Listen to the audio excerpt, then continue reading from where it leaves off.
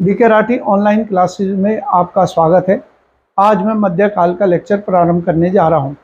मेरा नाम engineer DK Rathi है और मैं एक लेखक और शिक्षक हूं। मैं आप लोगों को जिस पाठ्य सामग्री के माध्यम से लेक्चर प्रोवाइड कराता हूं, उसकी पीडीएफ मैंने अपनी इस किताब से ली हुई है, जिसका 9th एडिशन, सामान्य अध्ययन की एक किताब है जिसका 9th एडिशन ऑनलाइन और ऑफलाइन उपलब्ध है। अप्रैल 2022 के अंदर ये प्रकाशित की गई है। स्नेह पब्लिकेशन के द्वारा प्रकाशित है और इसमें 3300 क्वेश्चन मैंने शामिल किए हुए हैं। यह क्वेश्चन 2022 में तक जितने भी प्रमुख वनडे एग्जाम हुए उनमें आए हुए क्वेश्चनों को मैंने विषयवार शामिल किया हुआ है। इस प्रकार आप एक ही मूल्य पर 2 किताब खरीद रहे हैं जब ये किताब आप परचेज करेंगे, क्योंकि जो क्वेश्चन बैंक है वो अलग से आता ज़्यादातर पब्लिकेशन में, और जो पाठ्य सामग्री है वो अलग से आती है, लेकिन मैंने इनको दोनों को ही एक ही में समाहित किया हुआ है। आज जो हमारी शुरुआत है वो है मध्यकाल की। मध्यकाल की शुरुआत करने से पहले हम कुछ चीज़ों के बारे में मैं आप लोगों को पृष्ठभूमि बता देता हूँ। देखिए, भारत के ऊपर जो सर्वप्रथम विदेशी हमला हुआ वो साइरस नाम के एक फारसी शासक ने किया। फारस मतलब ईरान, ईरान का पुराना नाम फारस है। तो वहाँ के साइरस नाम के शासक ने 600 ईसा पूर्व के लगभग भारत के ऊपर हमला किया, परंतु उसका कोई दीर्घकालीन परिणाम नहीं निकला। उसके बाद जो अगला मुख्य हमला हुआ भारत पर वो था 327 या 326 ईसा पूर्व में, जो सिकंदर महान का हमला था। और उसके बाद भारत पर कुषाणों का हमला हुआ, शक पहलवों का भी हमला हुआ, जिन्होंने भारत में आने के बाद भारतीय समाज में ही आत्मसात हो गए। तो इनकी जो विशिष्टता थी वो समाप्त हो गई।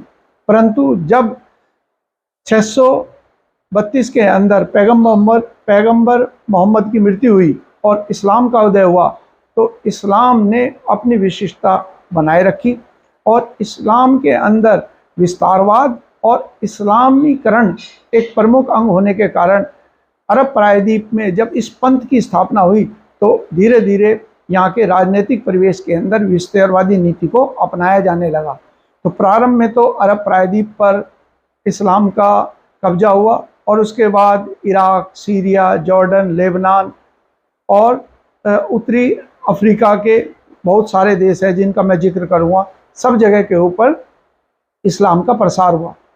इसके साथ ही इस्लाम ने पूरब की तरफ भी प्रसार किया और फिर ईरान, अफ़गानिस्तान जहाँ बौद्ध धर्म को मानने वाले थे, उन पर भी इस्लामीकरण का प्रभाव स्थापित हुआ। और इस तरीके से हम देखते हैं कि जो इस्लाम है उसके अंदर हम 2 प्रमुख भाषाएं देखते हैं, एक तो अरबी बोलने वाले और एक गैर अरबी।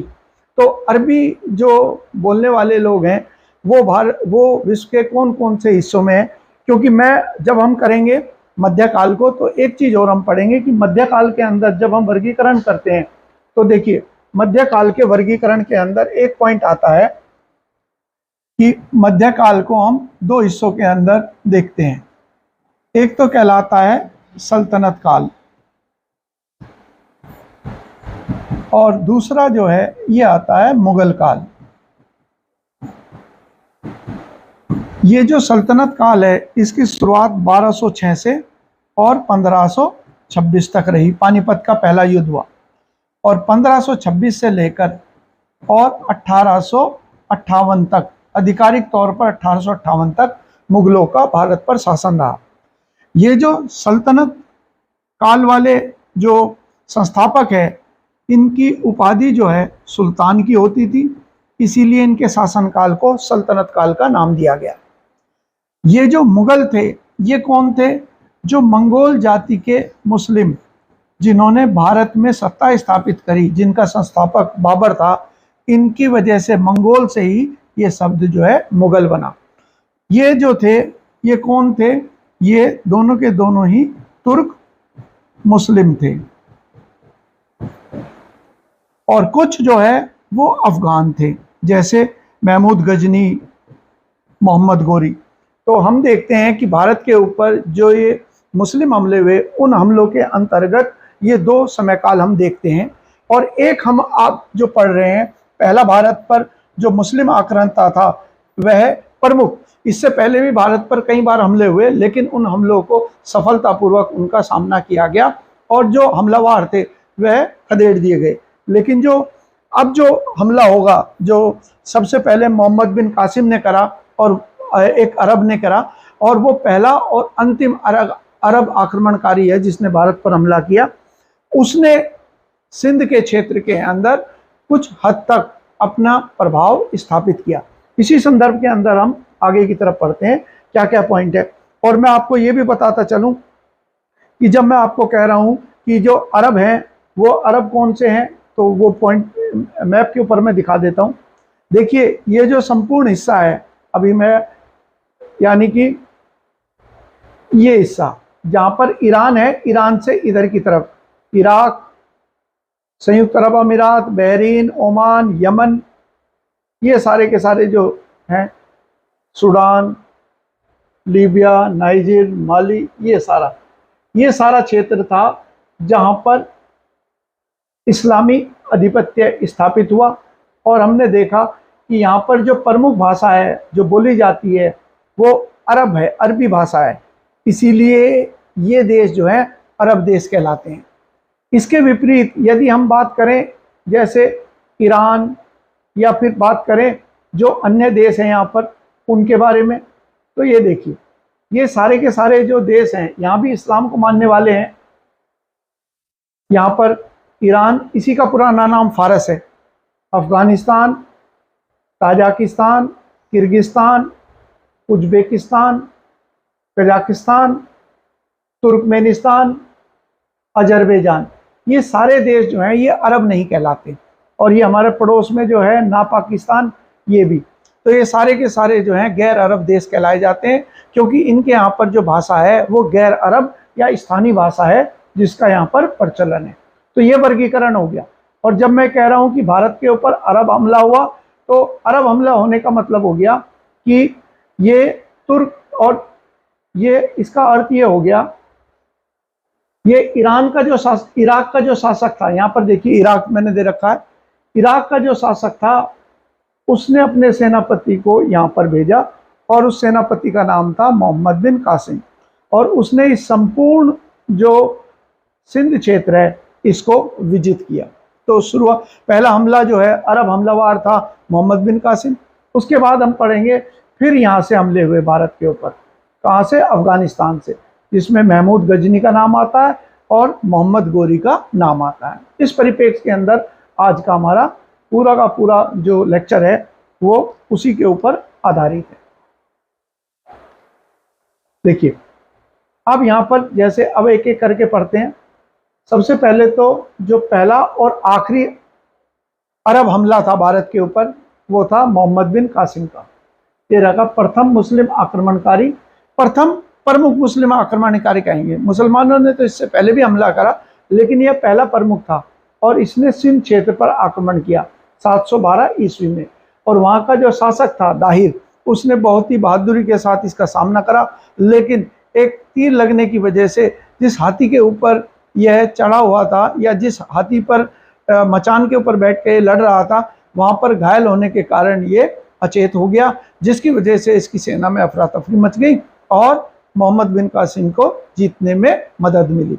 और इसकी जो रानी थी और जो प्रमुख नारियां थी शाही परिवार की या इस राज्य परिवार की, तो उन्होंने खुद को जलती हुई चिता में जलाकर आत्मदाह करके अपने सम्मान की रक्षा करी। इस हमले का उद्देश्य क्या था? केवल लूटमार करना ही था। और मोहम्मद बिन कासिम के बारे में क्या है?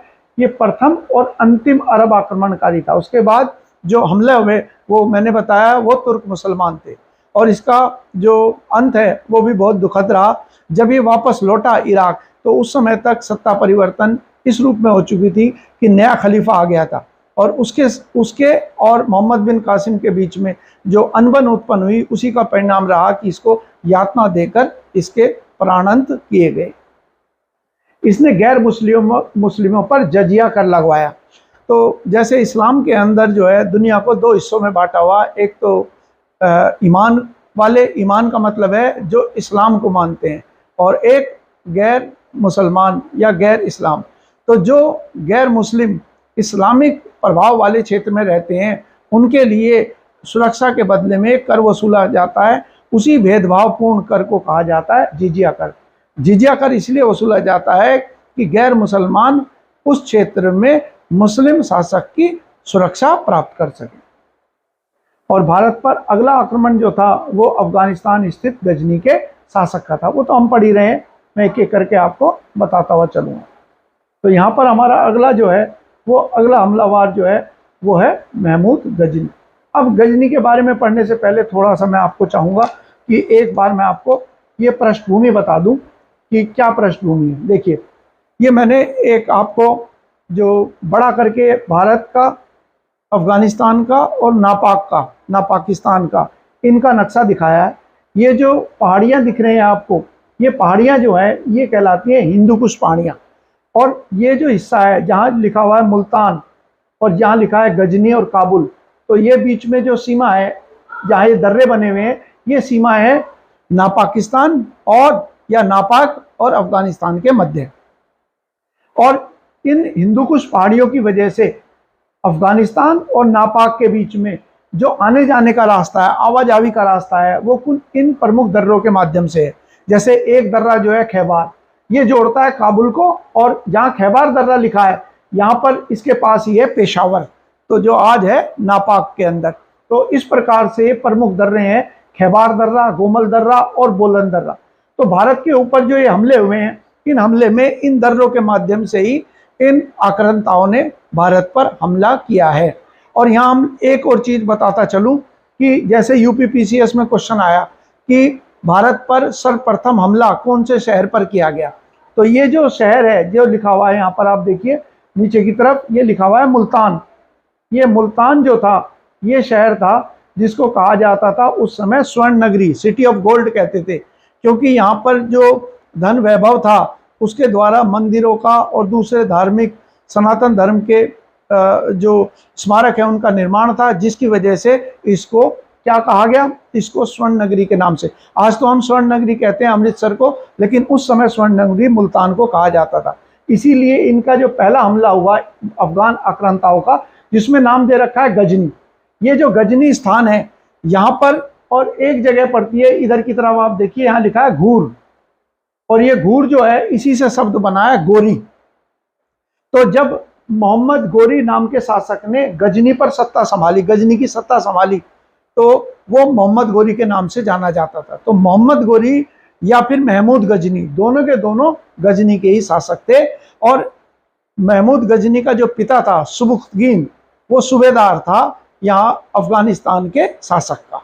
ये पृष्ठभूमि है जिसके अंतर्गत अब हम इनके बारे में पढ़ेंगे। ठीक है,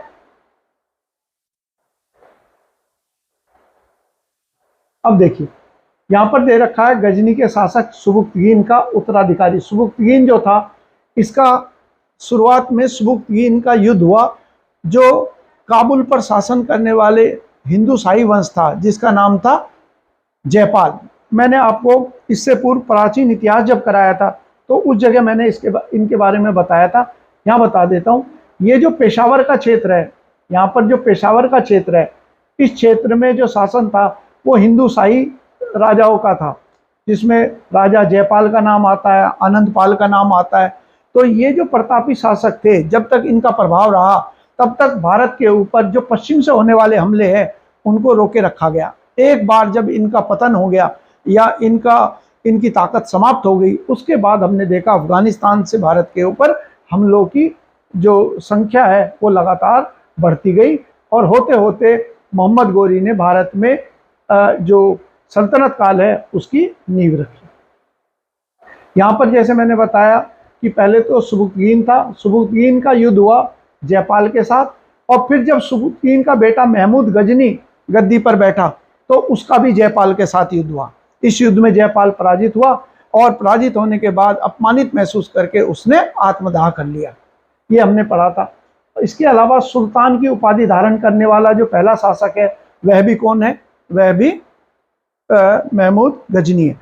और यहाँ पर मैंने प्राचीन इतिहास में आपको एक पॉइंट कराया था, उसे यहाँ लिख देता हूँ मैं आपको, कि जब आप देखते हैं, जब हम ये देखते हैं कि जयपाल की मृत्यु के बाद फिर उसका बेटा उत्तराधिकारी बना, जिसका नाम था आनंदपाल। और आनंदपाल और इनके बीच में, यानी कि महमूद गजनी के बीच में जो युद्ध हुआ, उस युद्ध का भी सवाल एग्जाम में आया हुआ है। उसे मैं यहाँ दोहरा देता हूँ। 1002 के अंदर एक युद्ध हुआ, इसे कहते हैं वहिंद का युद्ध। ये वहिंद का युद्ध हुआ था महमूद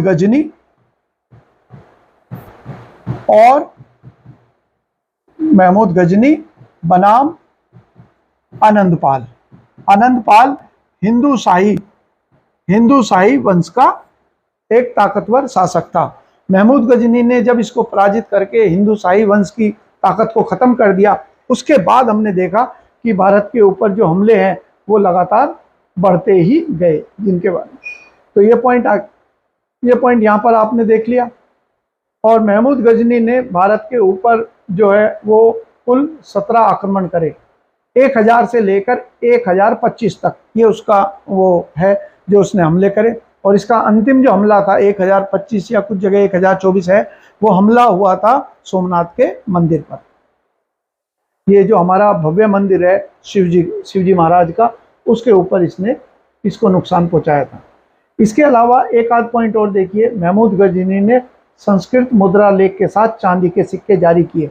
अब यहाँ पर मैं आपको जरूर बताता चलूँ कि यूपीपीसीएस में भी क्वेश्चन आया कि लक्ष्मी और पार्वती देवियों के चित्र वाले सिक्के कौन से मुस्लिम शासक ने चलाया, तो उसमें हम मोहम्मद गोरी का नाम पढ़ते हैं। असल में महमूद गजनी और मोहम्मद गोरी जब इन्होंने भारत के ऊपर हमला किया तो ये लंबे समय तक प्रशासनिक व्यवस्था कायम करने की स्थिति में नहीं थे, क्योंकि जल्द ही इनका जो मोहम्मद गोरी की बात करें तो उसकी मौत होगी, हत्या कर दी गई। और महमूद गजनी का उद्देश्य केवल लूटमार करना था, इसीलिए इन्होंने जो पूर्व के अंदर प्रचलित सिक्के थे उस क्षेत्र में, उन्हीं सिक्कों को जारी रखा। यही कारण है जब उन पर संस्कृत मुद्रा लेख थे तो इन्होंने अपना नाम संस्कृत में लिखाकर उनका प्रचलन जारी रखा, इसलिए ये नाम आ रहा है। ऐसा नहीं था इन्होंने संस्कृत से लगाव था और संस्कृत के सिक्के जो है इन्होंने जानबूझ के जारी करे। जो प्रचलित सिक्के थे उनके प्रचलन को इन्होंने जारी रखा, ये तात्पर्य है। ठीक है। और इसके अलावा इसके एग्जाम में कई क्वेश्चन आते हैं। इसके समय पर जो है कई सारे साहित्यकार थे, जिसमें नाम आता है फिरदौस का। फिरदौस ने एक प्रसिद्ध किताब लिखी फारसी भाषा में, शाहनामा, याद करते हुए चलेंगे आप। इसके अलावा तारीख सुबुकीन, यानी इसका जो पिता था उसके बारे में किताब लिखी है बैहाकी ने। इसके अलावा इसका दरबारी इतिहासकार था जिसका नाम है उत्बी, उसने किताब लिखी है तारीख यामिनी, जिस वंश से संबंधित सुबुकीन था। तो इस तरीके से 3 तो बहुत इंपॉर्टेंट है, और चौथी इनसे भी ज्यादा इंपॉर्टेंट है, वो है अल बिरूनी। अल बिरूनी कौन था? अल बिरूनी जो है, इसकी किताब जिसका नाम है किताबुल हिंद, ये सबसे ऑथेंटिक और सबसे प्रमाणिक पुस्तक मानी जाती है, इसलिए कि अल बिरूनी ने भारत में रहकर लंबा समय बिताया। भारत के दर्शन, भारत के धर्म और भारत की संस्कृति को समझने के लिए उसने स्वयं संस्कृत भाषा का अध्ययन भी करा, और संस्कृत भाषा सीखकर उसने इन पुस्तकों का अध्ययन करा। तो इसका जो उल्लेख है वो बहुत हद तक हम देखते हैं सच्चाई के आसपास है। जैसे उसने धर्म, दर्शन आदि की रीति रिवाजों और सब चीज़ों के बारे में उसने अपनी पुस्तक में लिखा है। तो आपके लिए सारी इंपॉर्टेंट है। फिरदौस का क्वेश्चन जो है वो यूपी टेट के एग्जाम में आया, किताब का लेखक कौन है? ये महान फारसी विद्वान था जिसका कुतुबी का तारीख यामिनी यूपीएससी के एग्जाम में क्वेश्चन आया। और अल बिरूनी, ये तो मैंने बताया सबसे इंपॉर्टेंट है, हर एग्जाम के लिए महत्वपूर्ण है इसके संदर्भ में। और भी कई चीज़ें इसके साथ जुड़ी हुई हैं, उनके बारे में मैं आपको यहाँ पर बता देता हूँ कि ये कहाँ से इसको मिला था, यानी कि कहाँ से इसको लाया गया था, किसके द्वारा। अभी जैसे हम पढ़ रहे हैं इसके अंदर कि महमूद गजनी के समय पर था, तो महमूद गजनी ने जब उज्बेकिस्तान पर, ख्वारिज्म जगह पड़ती है, क्षेत्र पड़ता है, उस पर जब हमला किया तो वहाँ से अपने साथ अनेक विद्वानों को वो अफगानिस्तान लेके आया, उनमें से एक अल बिरूनी भी था। तो यहाँ पर ये लिखा हुआ है ख्वारिज्म, जो अफगानिस्तान और ऊपर अफगानिस्तान के उत्तर में जो देश पड़ता है, मैं आपको एक बार दिखा भी देता हूँ जहाँ की मैं बात कर रहा हूँ, किस क्षेत्र की या किस जगह की मैं बात कर रहा हूँ।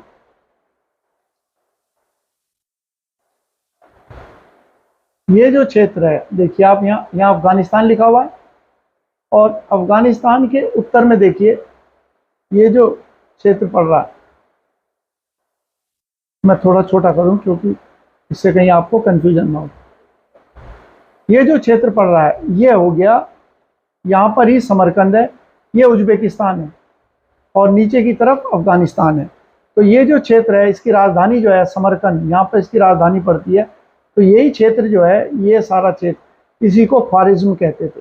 तो इसीलिए बाबर के बारे में जब कहते हैं बाबर कहाँ से आया, तो आधुनिक समय पर इसको, उस क्षेत्र को अफगानिस्तान के नाम से जाना जाता है।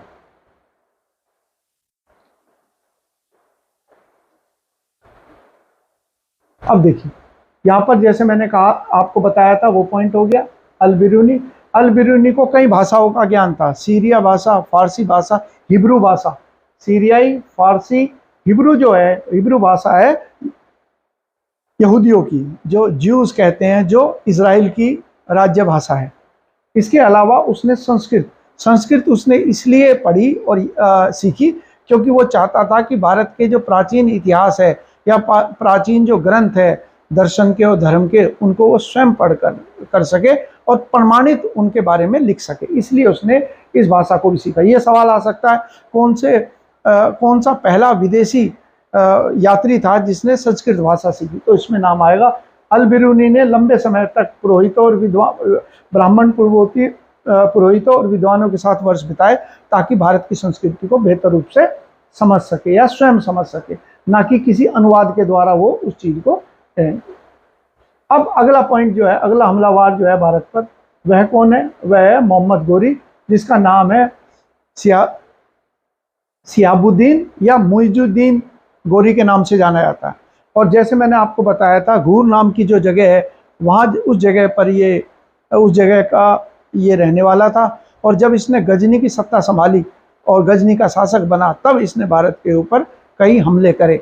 और इसके जो प्रमुख हमले हैं वो तो हम जानते हैं। उसके प्रमुख हमले कौन से हैं? ये दो हैं, और एक और मैं बताऊंगा 1194 में, जिसमें इसने कन्नौज के शासक जयचंद को हराया। लेकिन इससे पहले भी इसने भारत के ऊपर हमला किया था 1178 में, और जिसके बारे में हम बहुत ही कम जानकारी रखते हैं।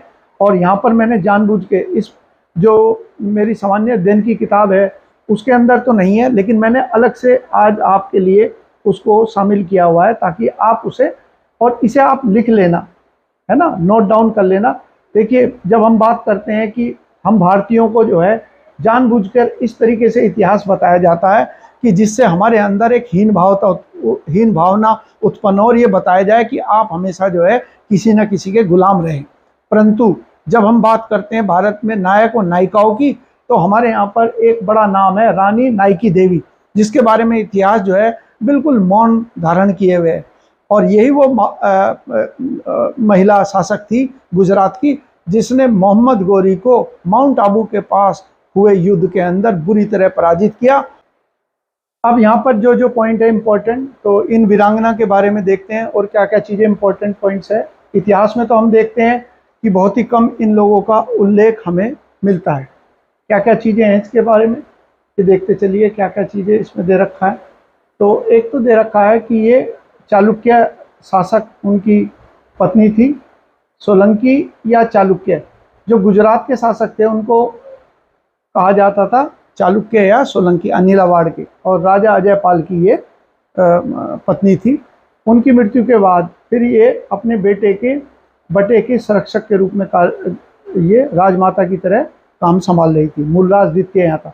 इसका तो इतना इम्पोर्टेंट हमारे लिए पॉइंट नहीं है कि मूलराज द्वितीय थी, बस हाँ नाइकी देवी का नाम ध्यान रखना, और वो युद्ध कौन सा था जिसके अंदर, क्योंकि आजकल हमारे यहाँ बात चल रही है कि हम इतिहास को सही रूप में अपने बच्चों को प्रस्तुत करें ताकि स्वाभिमान जागृत हो और आत्मसम्मान भी भारतीयों के अंदर उत्पन्न हो। तो उसमें है, इस युद्ध को कहा जाता है कसारहादा का युद्ध। कसारहादा जो है जगह पड़ती है माउंट आबू, राजस्थान, जो अरावली पहाड़ियों पर है, उसके पास एक स्थान है। चालुक्य की सेना ने विदेशी आक्रमणकारियों को रौंद दिया और मोहम्मद गोरी को कुछ अंग्रेजों के साथ युद्ध भूमि छोड़कर भागना पड़ा। ठीक है। इस युद्ध के अगले ही साल उसने पंजाब के जरिए भारत में घुसने की कोशिश करी और सफल रहा, यानी कि गुजरात के माध्यम से जब उसने कोशिश करी थी तो वो असफल रहा। और इस बात का जिक्र जो है दो विद्वानों ने करा हुआ, एक तो गुजराती कवि सोमेश्वर ने और 14वीं शताब्दी के जैन विद्वान मेरुतंग ने अपनी किताब जिसका नाम है प्रबंध चिंतामणि, उसमें लिखा हुआ है कि नाइकी देवी ने माउंट आबू के पास गदर भट्टा में मलेच राजा को हराया। मलेच का मतलब होता है जो विदेशी थे, ये मुस्लिम आक्रांता, इनको मलेच कहा जाता है। और अगर हम पश्चिम उत्तर प्रदेश के ग्रामीण क्षेत्रों में भी देखें तो मलेच जो है अभी भी यूज़ होता है। जो कोई साफ सुथरा नहीं रहता, नहाता धोता नहीं है, तो उसको मलेच कहकर उसे थोड़ा सा मजाक बनाया जाता है। तो एक तरीके से अपमान बोधक ये शब्द है जो आज इस्तेमाल होता है हमारे बोलचाल की भाषा में। तो यहाँ पर कई सारे पॉइंट देख लीजिए क्या क्या है और हम देख लेते हैं। और ये देखिए मोहम्मद गोरी जो था, मोहम्मद गोरी ने 1191 और 92 के अंदर ये दो युद्ध लड़े। और एक युद्ध और हम इसमें जोड़ सकते हैं, वो मैंने आपको लिखवाया हुआ कि जब मैं गैड़वाल वंश के बारे में कराया था। तो यहाँ पर एक और युद्ध आप लिख सकते हैं। वो युद्ध का नाम क्या है? उस युद्ध का नाम है चंदावर का युद्ध। चंदावर का युद्ध, ये वर्ष जो बैठेगा ये बैठेगा 1194। और ये किस किस के बीच में लड़ा गया? ये युद्ध था जयचंद और मोहम्मद गोरी। जयचंद बनाम मोहम्मद गोरी, ये आप लिख लेना ना, उधर की तरफ ज़्यादा मैं लिखूंगा तो आपको दिखाई नहीं दे, इसे और जोड़ देना। तो 3 युद्ध जो है वो इसके रहे। और इसके बाद ये जब वापस लौटा तो गजनी वापस लौट रहा था, तो पाकिस्तान में जब ये पहुंचा तो वहाँ पर एक पहाड़ियाँ हैं जिनको कहते हैं नमक श्रेणी। वहाँ पर रामलाल जाट खोकर नाम के एक व्यक्ति ने और अपने लोगों के साथ जब इन पर हमला किया तो इसकी हत्या कर दी गई। तो इस तरीके से 1206 में इसे मार दिया गया। और जिस दौरान ये गजनी वापस पहुंच रहा था तो उस दौरान इसने अपने गुलाम सेनापति को भारत में प्रशासन की जिम्मेदारी सौंपी। और वो गुलाम जो सेनापति थे वह थे, एक का नाम तो था ख्वाजा मोइनुद्दीन चिश्ती और दूसरे का नाम था बख्तियार खिलजी। ये वही बख्तियार खिलजी है जिसने उसके बाद जब पूरब की ओर उसने हमले करे तो उसने बिहार के 2 प्रमुख विश्वविद्यालयों को नष्ट किया। एक तो नालंदा विश्वविद्यालय और दूसरा था विक्रमशिला विश्वविद्यालय। ये दोनों बिहार में है जहाँ उसने नष्ट किया। एक क्वेश्चन राजस्थान लोक सेवा आयोग में आया कि जब ये मोहम्मद गोरी भारत आया तो कौन उसके साथ भारत आया था? तो आप जानते हो एक दरगाह है अजमेर में, नाम है ख्वाजा मोइनुद्दीन चिश्ती। तो ये जो व्यक्ति है ख्वाजा मोइनुद्दीन चिश्ती, ये भारत आया था किसके साथ? मोहम्मद गोरी के साथ। और इसने फिर अपना मुख्यालय स्थापित करा था अजमेर में, जिसकी दरगाह जो है वो अजमेर में।